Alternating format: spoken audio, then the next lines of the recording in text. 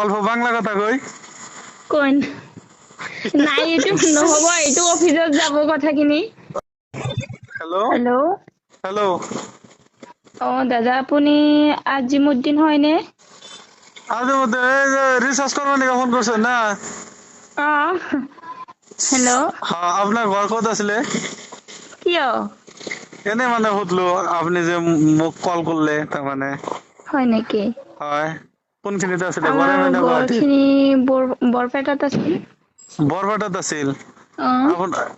হেৰি মানে চেলাৰী কিমান দিয়ে এইটো অনলি কল কৰিব দিয়ে নেকি আপোনালোকক নাই দাদা এইটো ৰিচাৰ্জৰ ওপৰত ডিপেণ্ড কৰিহে চেলাৰীটো দিয়ে এতিয়া যদি ৩,০০০ টকা হেৰি কৰো কিমান টকা পাব আপুনি নাজানো ৩,০০০ টকাত ৫০ টকা আহিব একাউণ্টত মোৰ এটা এটা কলতে ৫০ টকা আহে নাই নাই কল কৰিলে নহয় দাদা ৰিচাৰ্জ কৰিলেহে আপোনাৰ নামটো কি আছিলে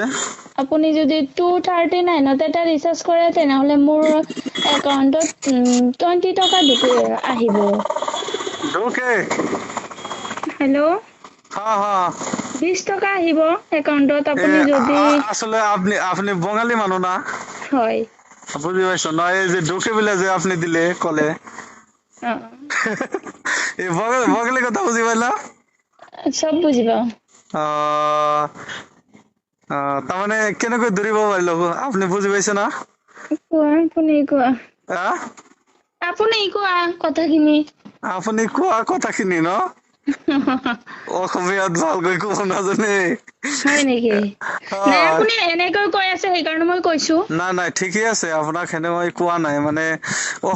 বঙালী বুলি কেনেকৈ মানে হেৰি কৰলো আপুনি যে ঢোকে বুলি যে ক'লে এইটোতো অসমীয়াত কোনো ধৰণৰ শব্দ নাই যে মোৰ একাউণ্টত নাই পইচা ঢোকে এইটো যে সোমাই পইচা একাউণ্টত সোমাই সেইটোৱেই কথা দাদা সেইটো কোৱা নাই আপুনি যদি পাৰে মিনিমাম এটা ৰিচাৰ্জ কৰি ল'ব নাই নাই বুজি পাইছো মইতো মই মানে 7 তাৰিখত ৰিচাৰ্জ এইটোত কৰিম মানে মোৰ এটা জিঅ' চিম আছে সেইটো এতিয়া চলাই আছো মই 7 তাৰিখত এই আপোনাৰ এইটো এইটো নাম্বাৰ বাংলা আপুনি কথা যদি এইটো কালি কৰে তেনেহলে আপোনাৰ শুনক মোৰ একাউণ্টত হ'ব আহিব হ'ব কালি কৰিলে কালি কৰি দিম অল্প বাংলা কথা কই কোন নাই এইটো নহব এইটো অফিসত যাব কথাখিনি হ'ব হেৰি কৰক দিয়ক তেনে হ'ব দিয়ক থেংক ইউ